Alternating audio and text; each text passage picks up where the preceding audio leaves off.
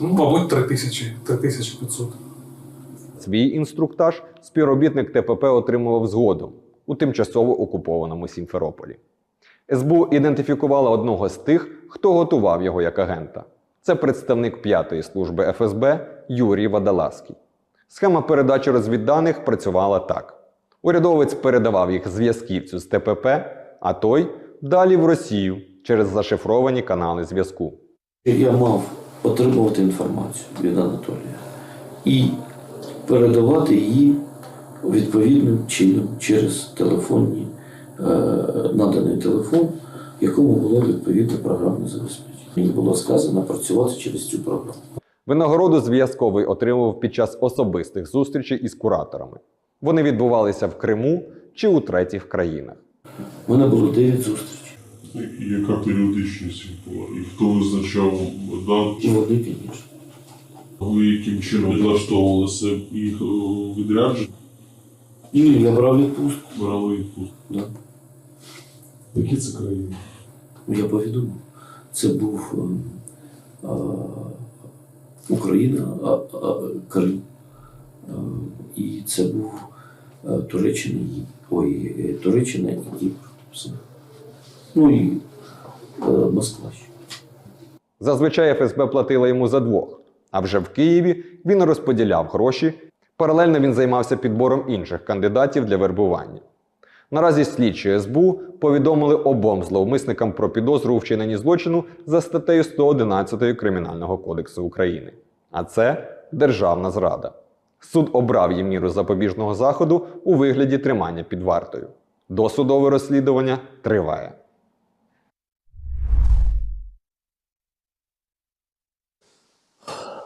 Да. Така, з одного боку, так, сказати, що от хаємо СБУ, а СБУ працює, але дивлячись, як вони розповідають, я думаю, ну, напевно, в нас ще таке не все втрачено, ще з погляду на те, що така схема, тобто державний службовець України їздив в Росію, навіть в Москву, в Крим, передавав якісь дані, йому налічманом давали за це винагороду. Він привозив її до Києва і ділив з подільником. Можливо, я, звісно, передивився цих фільмів голлівудських про там різні спецслужби, але мені одному здається, що це не в плані дічі, я розумію, що так і було, але я маю на увазі сама форма організації цього всього процесу максимально, як би так сказати, примітивно проста, максимально. Максимально відкрита, ти хочеш сказати? Навіть не те, що відкрито в тому числі, а максимально примітивно. Тобто напряму їздив в Росію спілкуватися. Тобто навіть не якийсь посередник український, а от напряму просто я кінцевий спорудень. Добрий день. Все в ефірі. Тарас в ефірі? Все. Так, друзі. Тарас, мы на самом деле обсуждаем, видишь, вот интернет, сразу хуже, отъехала от верховины, и сразу интернет испортился. И опять запаздывает, опять мы с тобой друг друга перебиваем. Тарас, мы на самом деле с Ярославом начали обсуждать, я показала только что видео от СБУ, разоблачение российской агентуры, высокопоставленной достаточно. И там они рассказывали схемы, во-первых, с 2015 года эти люди там завербованы в ФСБ. Да, и они рассказывали схемы, как они ездили в Москву, там как связующее звено, Крым, Москва и так далее. У меня в связи с этим вопрос. То есть часть этих людей, они же наверняка там не единичные, что они были спящие какое-то время, или их кто-то покрывает. Я имею право. В какой момент перестают покрывать. Как вообще, почему вот схема, о которой рассказывал Ярослав, достаточно видная, да, а она вот срабатывает только сейчас? Я имею в виду раскрытие.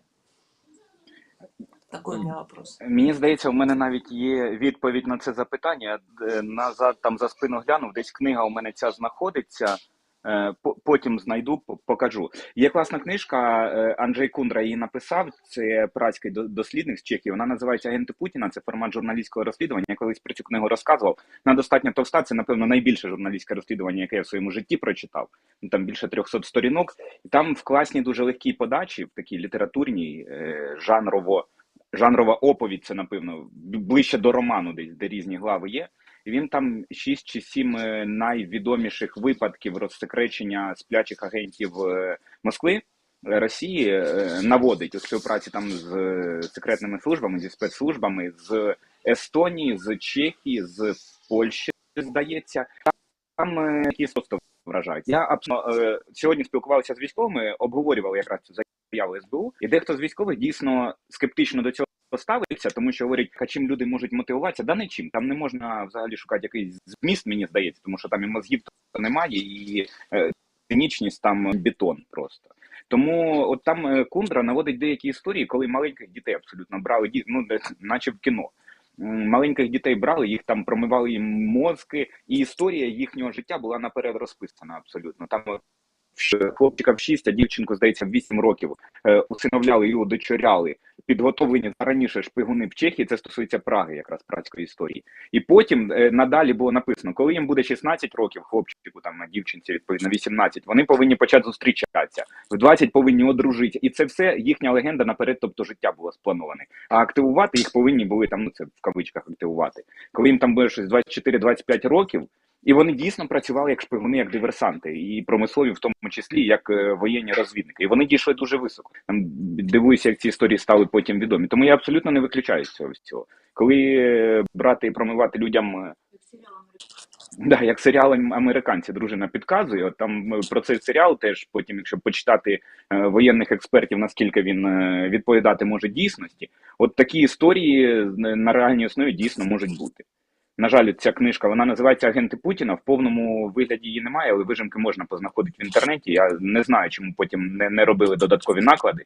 Купити я її не зміг, мені подарував особисто перекладач, який робив український переклад. Отут я раджу, і там дуже багато в голові взагалі стає, ну, картинку трішки бачиш, на якому рівні шпигуни можуть працювати. З одного боку це лякає, з іншого боку мене дуже тішить, що такі схеми, очевидно ж, нашим спецслужбам стають більше і більше відомі. Тому що українські спецслужби ніколи б не подумав, що я так буду захоплюватися роботою СБУ, якими мене лякали, там, починаючи з 2014 року. Мені здається, на даний момент, напевно, немає такої області в Україні, з якої би я не знав людей зі служб безпеки, які працюють в різних сферах. І мушу віддати належне, то українські спецслужби працюють дійсно круто. Мене це дуже тішить і дуже заспокоює насправді.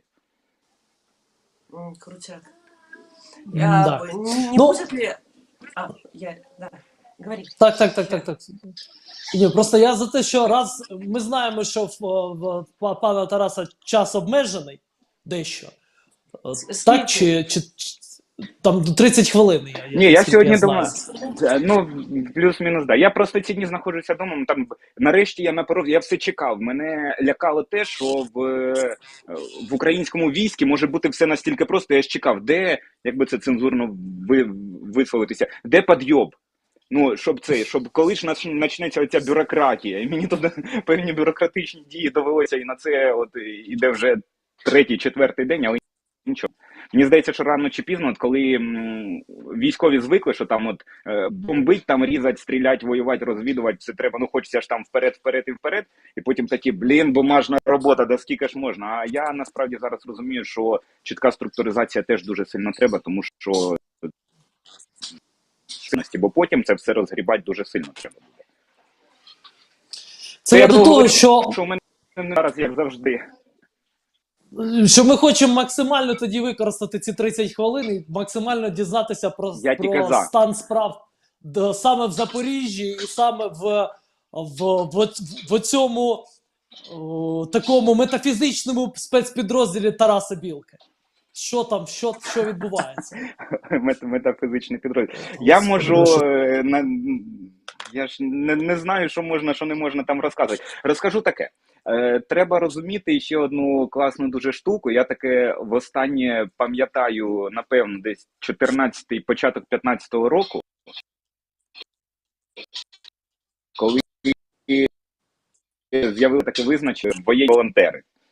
Звичайно, ми кажуть, да, працюють нормально, допомагають військовим, вони не їздять як волонтери, вони приїжджають, вони не оформлені. Це ті люди, які не поотримували, потиралися навіть не УБДшників, нікого. І от такі люди є досі, вони не допомагають. В першу чергу це якраз айтішники, які, ну, я від них було б, щоб він той копав окопи, або регулювальникам, ні, оптовку не так багато було, а те, що вони можуть приїхати з різними механізмами. Я розказував, що виїзна студія вміщається в чемоданчик в один.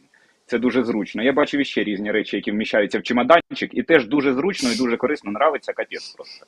Тому оці айтішники, які поверталися в Україну, щоб, ну, бо це війна кожного з нас, я прям цим людям треба віддати належне, я там теж ці історії якось щось собі записую, щось вони там шифровано викладають, і я прям сильно вражений, тому що на який там 118-й день війни я за останні кілька тижнів, там 2, напевно, бачу, до цього ми говорили, що це війна все одно технологій, і дронів, і такого іншого, а зараз війна на рівні айтішному, в тому, що, якщо, скажімо так, якщо те, що я бачу, перші 2 місяці дуже скептично ставилися до певних механізмів, наприклад, як нейромережі з штучним інтелектом, з розпізнавання певних штук, скажімо так, які бачать дрони, то за останні 2 тижні якраз велика ставка на це серйозно дійсно зроблена, і це зроблено з боку оцих, я їх так називаю, нелегали військові волонтери, і дуже сильно допомагає, правда.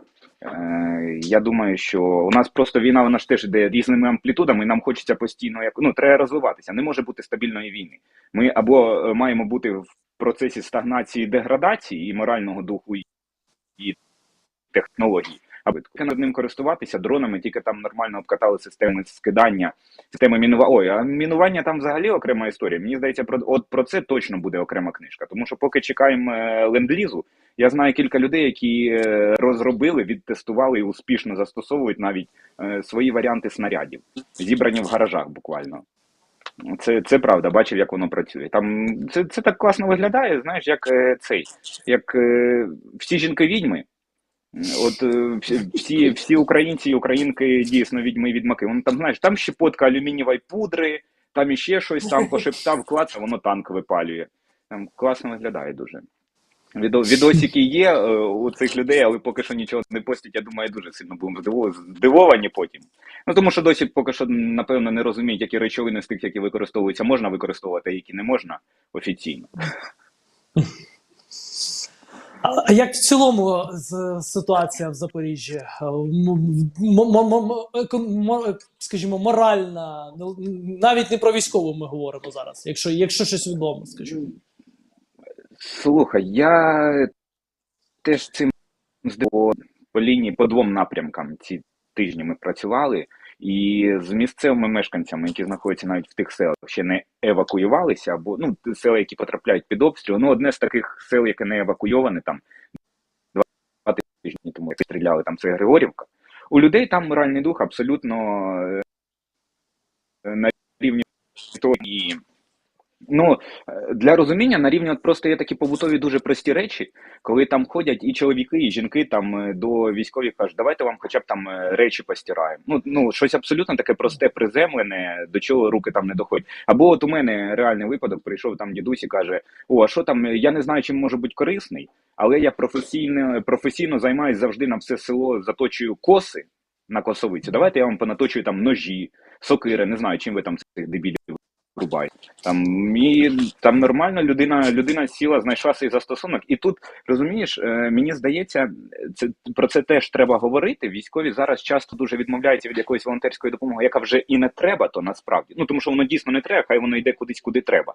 І так само не хочеться з одного боку людину грузити, але я розумію, поспілкувавшись з цими людьми, що от вони хочуть якось допомогти, хочуть знайти собі застосунок і безпосередньо долучитися до цієї війни, до перемоги, і їх не можна обламувати. Їм треба дати цю можливість, це 100%. Тому от прийшов дідусь, він там понаточував ножі, умовно кажучи, і йому приємно це все, і він, і військові от бачать цю підтримку, він же ж не просто там мовчки сидить, там точить ніж. Він щось розказує якось, це теж дуже важливо. Так само, як і я ж говорю, що на різному абсолютно рівні. Хтось речі бере, хтось там познаходив і кажуть, знаємо, що проблеми з пальним, у мене там кум Вася тракторист, нате там каністр вам познаходив порожніх. Ну, кожен, хто хоче якось допомогти, це треба робити. Я не говорю вже про те, що дуже сильно допомагають сільські механіки. Багато ж людей позалишалося з тракторних бригад, і от там кулібіни теж. Те, що, ну, Ауді може їхати чисто на українській визвольній ідеї, мідні проволоки і скотчі, це факт. Так що тут саме ключове не обламувати людей, які хочуть допомогти. Зрозуміло. Короче, я вспомнила фейк, который размещали рашисты. Может быть, вспомните, когда не фейк, а из серии вот этого новости ебанариума, да, когда они пишут что-то такое, когда заговору обращаются ко всяким там вооруженам, и мы как где-то глубоко. Я про это. К тому, что все силы используются. Раз сейчас, когда сказал про чемоданчик, а я вспомнила немножко про другое, но тоже про чемоданчик. 24 февраля, мне кажется, мы все поняли, как мало надо вообще человеку. Когда кто-то куда-то переезжал, я вспоминаю вот эту вот, да, сумочку там необходимую. Потом ты обрастаешь, проходит время, когда привыкание, тебе не хватает того, но мы как бы все тогда поняли, что есть важное.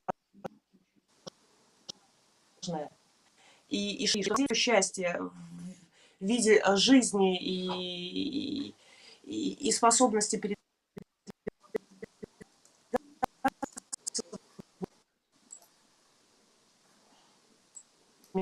Так, ну. Да. І мені здалося, що ти зникла просто, Аліна. Ми всі трішечки, друзі, ми всі трішечки, як то кажуть, лагаємо. Це нормально. Лагаємо. Це нормальний стан зараз. Тому ви можете Поплавило. спробувати просто так, натиснути вподобайку, в разі чого. Тому що ну, явно не вистачає вподобайок. І написати якесь побажання українському інтернету прямо до нас в чат. От напишіть. Я, до речі, от абсолютно згоден з приводу того, що дуже мало речей треба, і постійно переїжджаючи там з місця на місце, я прекрасно розумію, що всі речі, які мені треба, вони влазять там в стропи на броніки і в маленький рюкзачок. А ще є така штука, що, ну, я буду говорити абсолютно про там дозволені якісь речі. В багатьох територіях, багато де в області, в Запорізькій, наприклад, і мені здається, я чи не в кожному селі знаю, де можна знайти сухпаї, які сховані на випадок, якщо десь щось буде заблоковано, де можна знайти фільтри для води, через які можна сьорбати воду навіть там з калюжі і нормально не отруїться. І це теж речі, напевно, які з'явилися внаслідок абсолютної деформації вже сприйняття свідомості, внаслідок якогось страху, але там, знаєш, раніше штани кидаєш в пральну машину, там і в кишенях можна якісь чеки познаходити, а зараз там знайшов таблетку для очистки води, там і ще щось таке, речі, яких ніколи би не мало бути в мирному житті. Це з одного боку лякає, з іншого боку мене заспокоює, що ну нормально, значить не взять нас так просто. Ну, от наші глядачі, вони завжди, от коли почули, що буде Тарас Білка, відразу це ключове легендарне «не стять». Тобто всі чекають від Тараса заряду цього позитиву. Ми вже його отримаємо однозначно. Можливо, є ще якісь внутрішні переживання, думки, які накопичились на цей час. Я якби і хотів морально десь стять, у мене б це не вийшло абсолютно. Тому що, ну, по-перше, я ж говорю, що у нас є, насправді, є класний рецепт дуже, от поділюся ним, тому що ми з дружиною там накидали сценарій. У нас є тепер ще й подкаст, який називається «Мова ворожнечі». І ну, ми там займаємося тим, що не любить мета, там Фейсбуки, оце інстаграми, за що банять обично.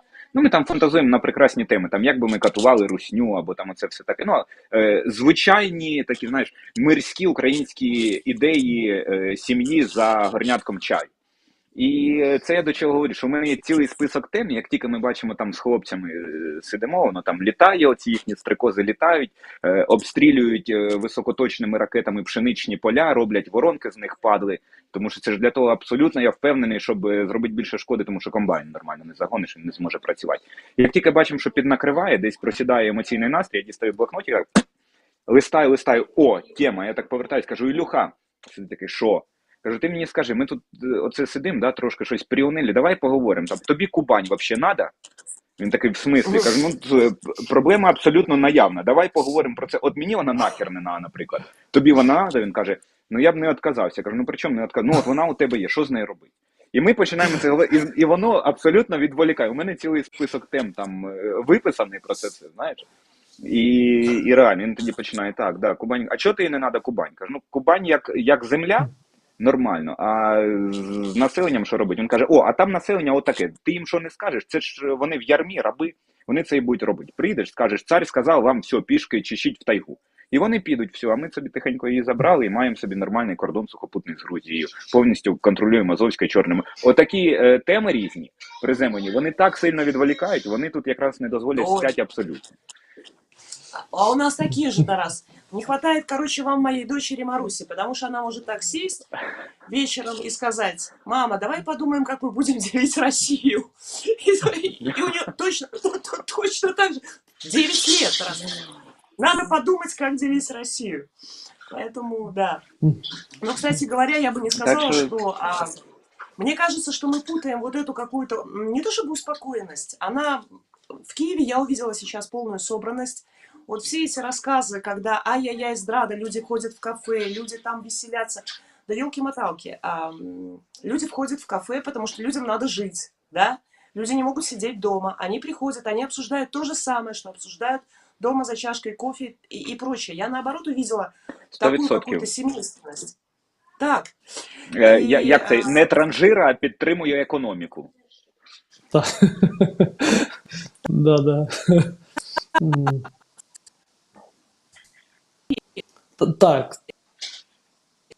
Так, ну от ми знову ж таки трішечки підвисаємо, але тут таке.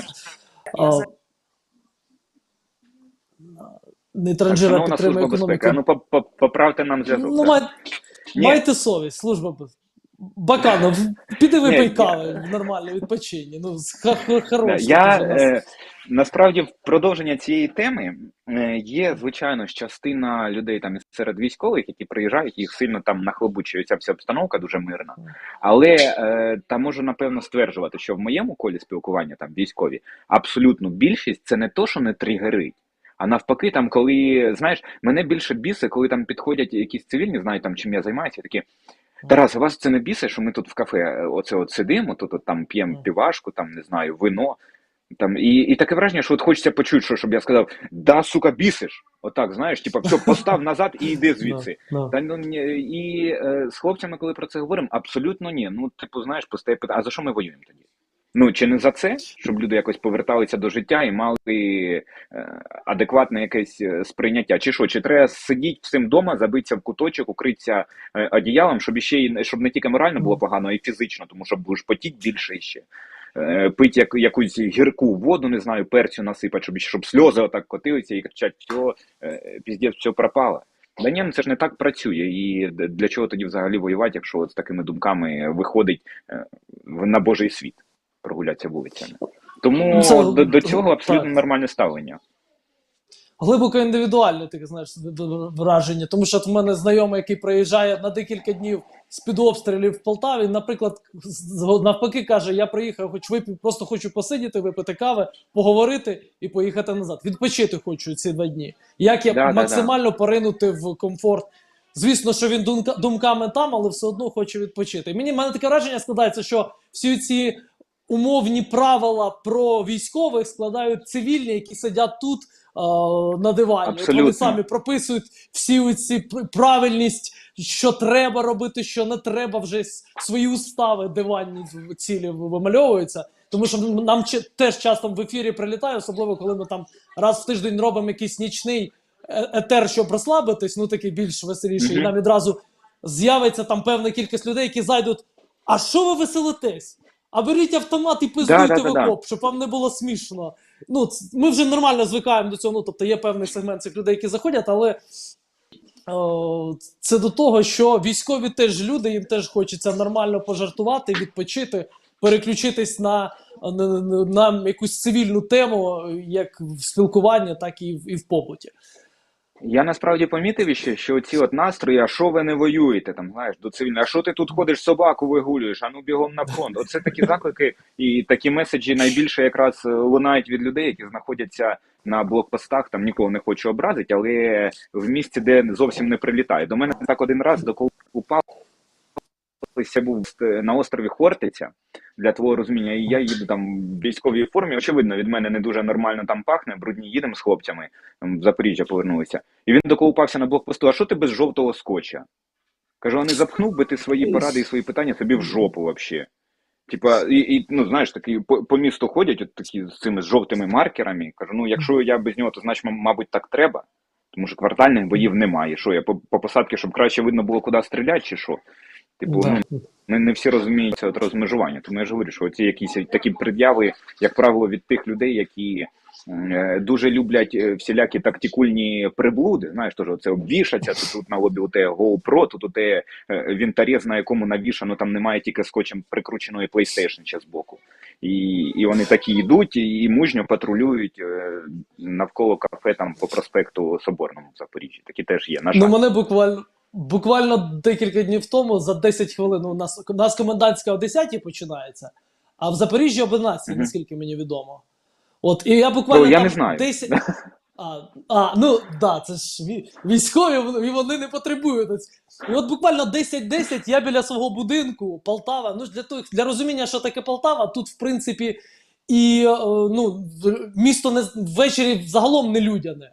Ну, по великому рахунку. Але от 10 годин тільки, і він виходять же ці троє, він в тактичних окулярах, це вже в ніч, ну, вже тактичні окуляри, бронежилет, все. Наколінники були? Чесно, якось на наколін не звернув увагу. Обов'язково. Але він каже, що ти тут робиш? Я кажу, я тут живу, от в цьому будинку. А це 10:10. Ну, він, значить, документи, в мене Дія. Я, значить, же даю йому телефон, Дію, він же ж дивиться Дію і починає лазити в моїх переписках. Я кажу, ну може ж я диверсант. В шльопках, в шортах, біля свого будинку. І він, значить, же дивиться, і от починає... Ну, я розумію, що це війна, я вже там... Я відношусь до цього по-філософському. Але от такі моменти, вони доволі масові. Вони доволі масові на різних територіях України.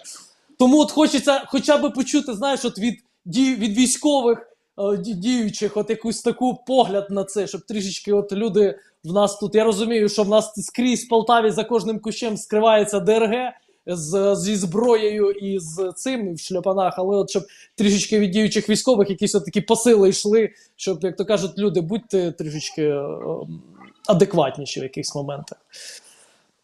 Так. Ну, це таке є. Я ж говорю, що є люди, які дійсно воюють, а є люди, які граються в войнушку, які абсолютно, ну, на жаль, треба констатувати, що є таких частина, які граються в войнушку на рівні оці любителі тактикульних приблуд всяких, там каску подороже купить, за пояс там ось такий мачете запхать, ну, щоб голови Змієм Гариничем рубать.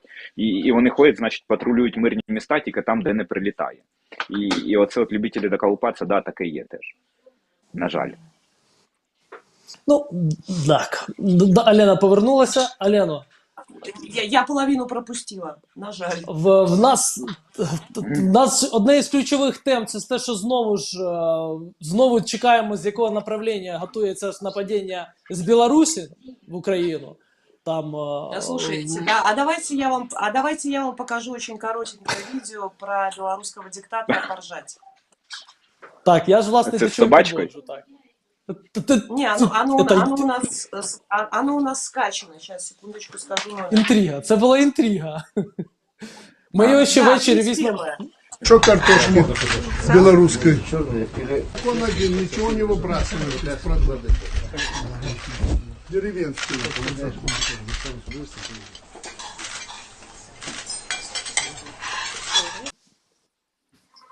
Я не знаю, заметили, я не успела сказать предысторию, Тарас. Ярослав, не успела сказать предысторию. На столе ходит и присела любимая собачка Луки. То есть вот это сборище его рабов, которая там у них посевная происходит сейчас. Он проявил демократизм и решил всех позвать поужинать. Рабы садятся, но рабам нужно показать, что они рабы. После этого ставится его собака на стол, которая ходит по этой еде.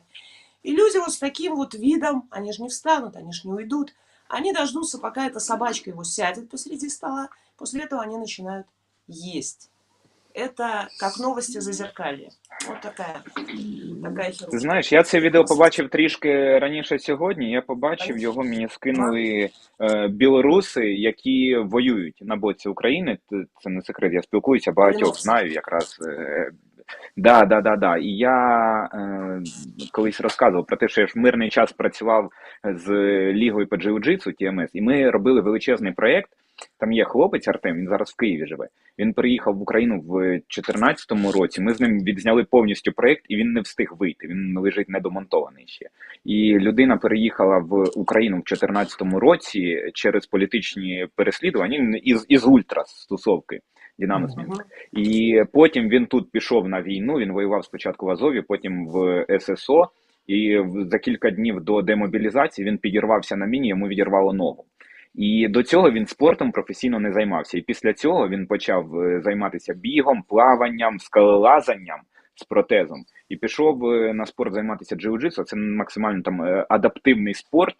Там тобі немає окремого розділення. В Україні не було на паралімпійців, умовно кажучи, параспортсменів, і на інші категорії. Там треба тільки вагу здати. І людина без однієї ноги, він через 7 місяців занять спортом, він взяв 2 золота в дисциплінах в кімоно і, її ноги, це кімоно і без кімоно. Потім він поїхав в Бразилію вивчати там. Бразилія – це єдина країна в місті, де мовно кажучи, там, не хочу назвати якось це там фавелами, це є село. В Бразилії є село, яке теж зветься Бразилія. Він туди поїхав, і там в ангарах літакових, там ціле село, де живуть паралімпійці, і вони тренуються. Хтось сліпий, хтось без руки, хтось без ноги. І його дуже круто прийняли, там вони називаються Brother in Army. Типу там всі ветерани, там і американці, і багато-багато дуже. І він виграв потім чемпіонат світу. І він в Україні почав пропагувати цю всю ідею, тому що таким чином він своїх побратимів там відволікає від цього всього, щоб не було ніяких там депресій. Отакий хлопець. І це я все до чого говорив? До того, що те, що я бачу, що людина з протезом навіть зараз робить, це просто жесть. І от він якраз постив це відео. Я бачу абсолютно таку у них позицію цю стосовно взагалі того, що відбувається в Білорусі. Взагалі, дуже крутий бренд зробили собі воюючі білоруси за Україну. Ті, про кого ми говоримо, починаючи там і Янки, якого всі знають, це ж теж стосовка джиу-джитсу. Я їх знав вас. Ян Мельников ты имеешь в виду? Да, Ян Мельников, наверное, да? Ты Ян сказал? Или просто мне послышалось? Янки, позывные у него. Янки, прости. Это я просто говорю про парня, который в Калиновцах. Для меня это довольно близкие люди, потому что те как раз ребята, с которыми мы делали проект, они сейчас воюют, и я, собственно, практически одна, вот еще у нас Вадим Довнер. И они как раз в общем, сейчас на Востоке. Вот. И есть среди них Ян, поэтому мне послышалось, а Ян воюет с 2014 года. Он был атошником, потом в Азов, в общем, тоже был в Азове, теперь в батальоне Калиновского, белорус. Видишь, тема длинная. К чему пришли, тому пришли. И, это расплата белорусов за мирные протесты, за то, что у нас не Майдан, и за то, что поздно созревают люди для отрыва от России. И выбирают себе в политические лидеры всякую шлуепень опозиционную, типа Тихановских. Поэтому мы пока смотрите сміятися. Мені здається, взагалі, зараз такий дуже крутий момент для українців, який дуже важливо буде не просрати, тому що саме по собі зараз стало дуже таким крутим світовим брендом, і хочеться бути поряд з українцями.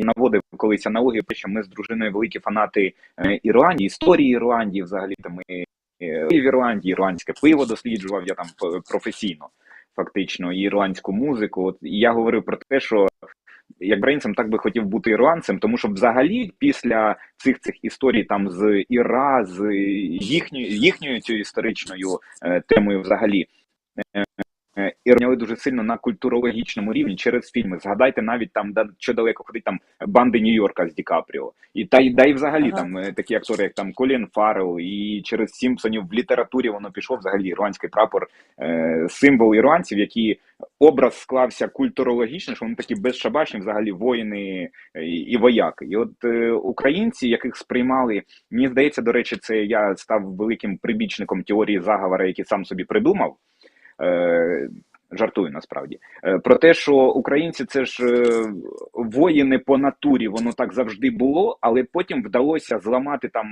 різними, в тому числі культурологічними прийомами, і перекувати це все на націю хліборобів, і з менталітетом оце хіба ревуть воли, як ясла повні. Чуть що не так сразу, ой, поплачте, ой, доля важка, ой, все, срака дошка. Типа, і забули вообще, що існує. А Запорізький край сюди вообще, я не розумію, наскільки треба бути дебілами, щоб сюди ще лізти. Тут же ж наскільки зібрано, тут така квінтесенція взагалі протестного духу, я говорю навіть не тільки про плавні, тому що крутіших партизанів, ніж козаки, якщо заглиблюватися в історію, не було. Далі можемо йти і згадати історію про Василя Вишиваного. Хто не знає, це Вільгельм Габсбург. Я це знаю, бо я про цей фільм знімав свого часу. Це був принц австрійського престолу, він приїхав в Україну, 917 рік, здається, якщо не помиляюся. Він тут наскільки закохався в природу, взагалі в ландшафти, що він ім'я Вільгельм Габсбург змінив на Василь Вишиваний і очолив січових стрільців. І зараз в штабі колишніх січових стрільців знаходиться студентська поліклініка. Я навіть не буду говорити про Гуляйполе. Ну, тут оцей от весь дух, воно просто йде, що воно літає. І недаремно, звичайно ж, тут хотіли і промку цю побудувати за Совка, і весь острів Хортиця проводами понаплутати. А зараз воно ця вся тема, по-перше, набуває нових змістів і сенсів. І хлібороб – це добре. Але якщо ти воїн, то як посіять хліб, точно будеш знати. А насчет витает, я прямо, Ярослав, я по одну секундочку добавлю, насчет витает, я вот согласна, причем в 2017 году я приехала, мы делали, ну, такой стартап-проект, и команда, которая помогала, с которой мы працевали, как раз была киевская команда. Я помню, мы стоим в центре, знаешь, я чувствую буквально кожей этот дух свободы, дух неповиновения, это невозможно передать. И я стою и говорю, я в следующей жизни хочу жить здесь. Я, правда, не знала, что это там окажется в 2020 году, там, при других обстоятельствах совершенно там и прочее. Мы там с ребенком в течение 2 часов бегом к границе, но свобода здесь летает. Может быть, кстати, сам украинец не всегда это чувствует, не всегда это осознает. Понимаешь, а поскольку я тоже была в вечной внутренней иммиграции, таким маргиналом для своей страны, да, русофобка, все, не совсем меня понимали, где-то там того кому-то, то я здесь чувствовала себя сразу как абсолютно в своей тарелке. Вот этот дух свободы, я ловила его даже в мирное время, а уж не говоря сейчас и дух воинов. Поэтому... Ну, хороші русські, Україна які це приїжджають круто. в Україну, то вони от говорять, що буквально кордон переходиш і відразу Так, відчуваєш, що тут уже не те, що там. І, до речі, дуже хороша думка, що, можливо, самі українці до кінця не розуміють, як це. Тому що ми так, ми 100%. народились, ми відчуваємо, і нам здається, що нас все одно, що ми все одно десь там утиснуті владою, все одно так чи інакше. Виключно через те, що нам немає з чим порівнювати часом. Великій частині українського суспільства немає. От зараз, коли українці вимушено поїхали в країну Європи, до речі, багато хто вперше покинув країну і побачив, як насправді живуть там. Тому що одна справа, коли ти слухаєш про Європу, інша справа, коли ти там живеш, бачиш, відчуваєш, через себе це все пропускаєш. І я неодноразово чув такі тези, що говорять, слухайте, так а ми не так і погано живемо насправді, ну, по якихось окремим напрямкам. У нас і тобто навіть такі постулати економічні, які нам завжди, що ну, Європа – це жир, це задоволення, це там сите заможне життя, а виявляється, ну і так, але не зовсім так, і не однозначно, і не скрізь. Не все так однозначно. А, до речі, от про Запорізьку область не доповнив. Тут згадав там і саме Запоріжжя, і Гуляйполе, а про Мелітополь, який багато хто дав йому через цього дебіла Баліцького, те, що чомусь почали качати цю тему, що дуже зовсім про те, що звідти ж родом Дмитро Донцов, автор взагалі концепції українського націоналізму, покладеної на, ну, котрий описав її нормально. Тому от якраз не все так однозначно. Те, що ти говориш, не так погано живем, згадав історію вчорашню буквально. Вчора зранку це було. Прикол страшний. Переїжджаємо там з одного розташування свого на інше, бігає там хлопець зі мною, служимо разом. Він такий, так, треба простиня чи щось, чи якась навичка. Кажу, нахріна? Каже, не повіриш. Мені дуже соромно набирати кавоварку. Наша кавоварка, ми реально любимо каву, ми її привезли. Він каже, блядь, хтось побачив, що я буду оце по вулиці йти в машину, грузить кавоварку, мені соромно свою кавоварку забирати. І що ти думаєш, не забрали, не знайшли чим її закутати? Він каже, мені стидно. Хто буде переносити нашу кавоварку в нашу машину через вулицю? Давайте спічки тянуть. А потім такі, ні, хай залишається людям уже. Просто комедно було. Розумієш, наскільки соромно стало носити свою кавоварку по вулиці, тому що... Життєве. Не можу не сказати про цю новину. Нас постійно вже останній місяць, напевно, в чаті з'являлися люди, які говорили про те, що ж це таке, що не до сих пір Семен Семенченко ще сидить за ґратами, то от сьогодні всі, хто слідкував за долею Семена Семенченка, сьогодні Київський апеляційний суд змінив Семену Семенченку запобіжний захід із тримання під вартою на цілодомовий домашній арешт. Там за нього вписався і Кирил Буданов, і там іще якісь, я так розумію, що потенційно, я так розумію, що Семена Семенченко скоро заберуть до лав Збройних сил України, і він буде продовжувати, скажімо, продовжувати те, що він вміє, те, що він робив до того, як його посадили за ґрати, скажімо.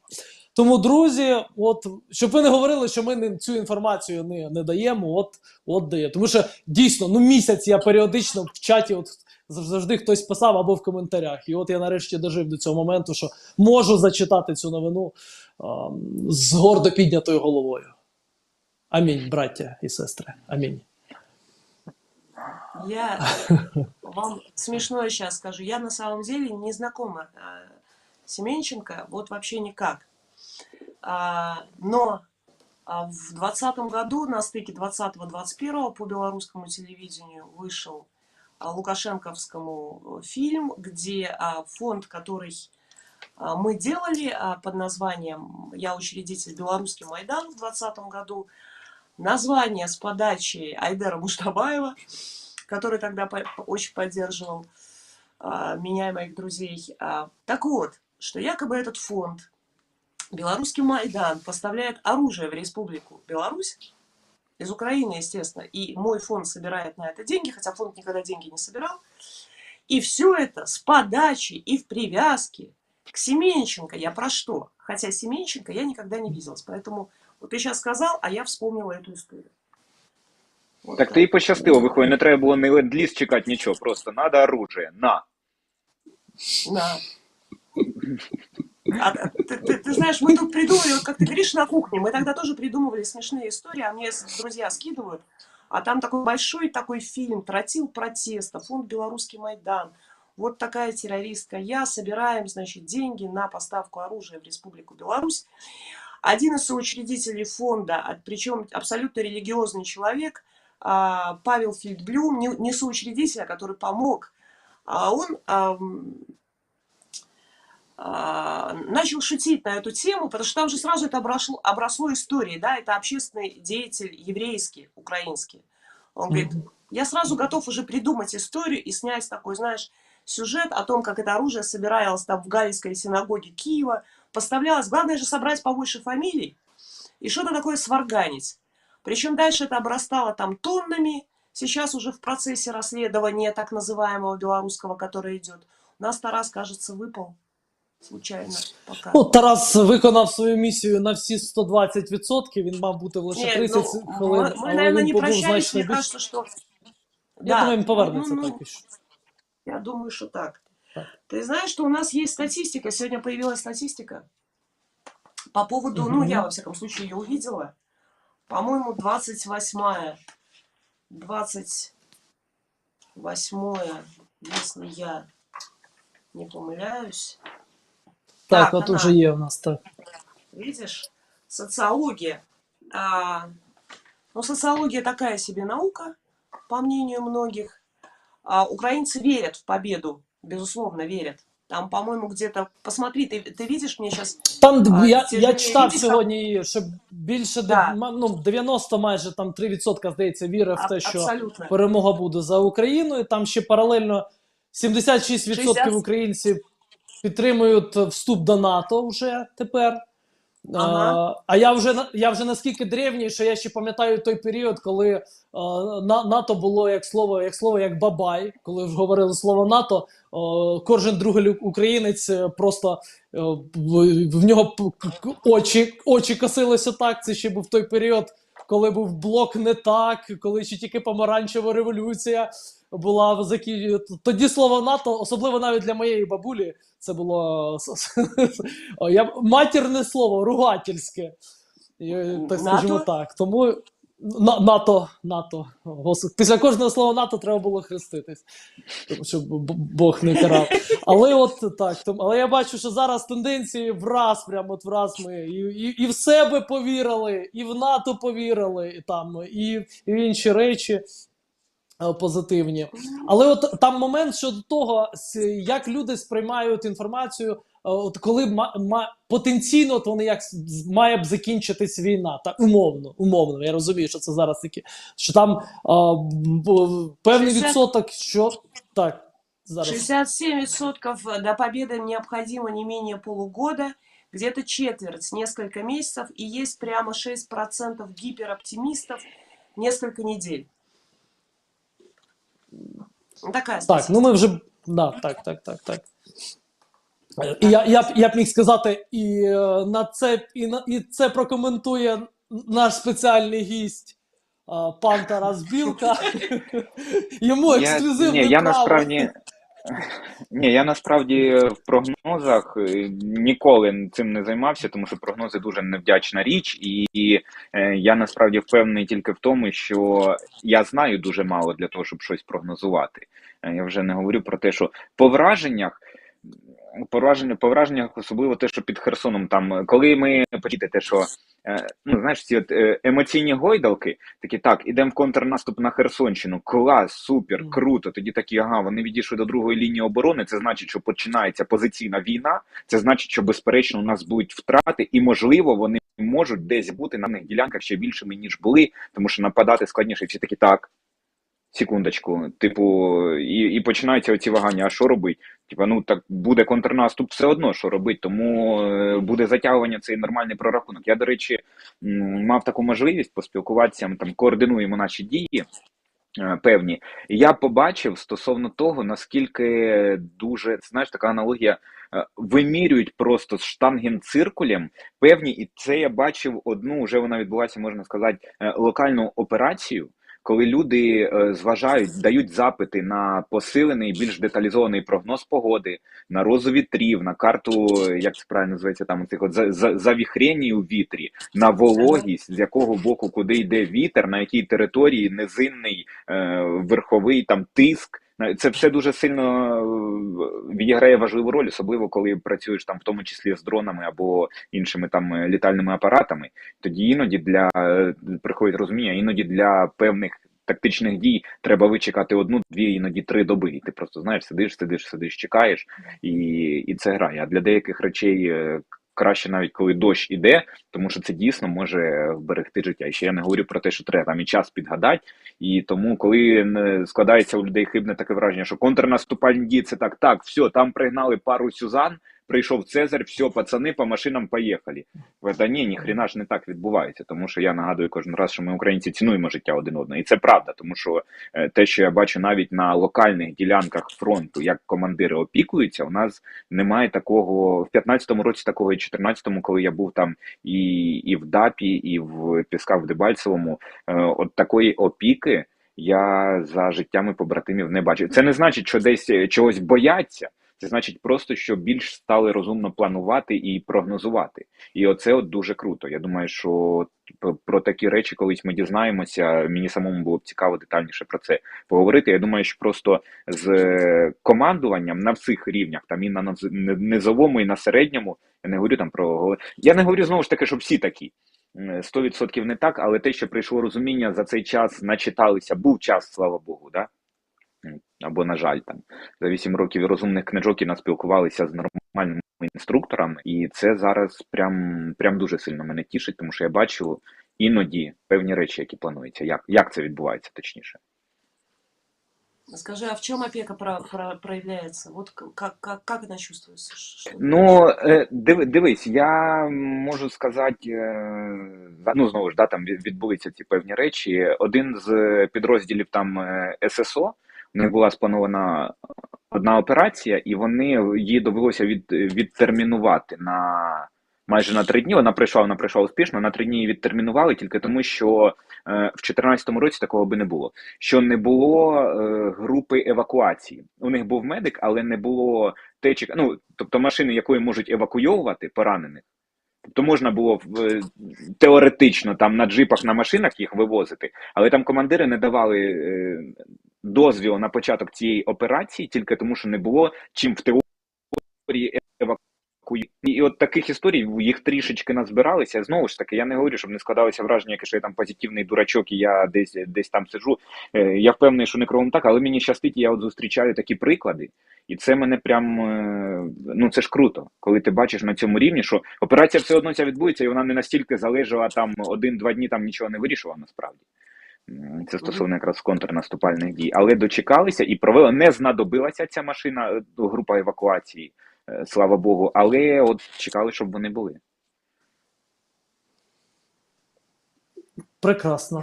Прекрасно. От я просто сьогодні спілкувався зі своїм другом, який він зараз служить, і він сказав таку фразу, що будь-який рядовий сержант знає про військо і про стан, як треба наступати, значно більше, ніж маршал там умовний. Тому що принаймні він так постійно розказує. Тому я про це і це важко не погодитись. Я не знаю, тут плашка іронія десь повинна загорітись, щоб не все сприймалось буквально. Але от цікаво дійсно послухати про перше джерело, так? От послухати недиванних глядачів.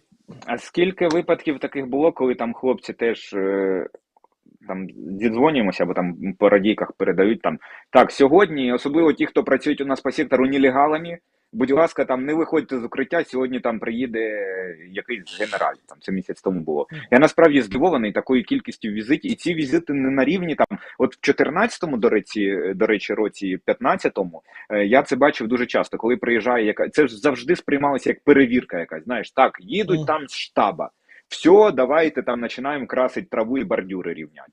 Там ні, ну зовсім інше, і дійсно відбуваються ці візити з перевірками, але перевірки не на тому рівні бюрократичному, напевно, так було б правильно сказати. І ці люди, яких я там бачив, вони так само і під обстріли, ну тому що обстріли на деяких ділянках не припиняються в принципі. І так само і в бліндажах тих самих сидять.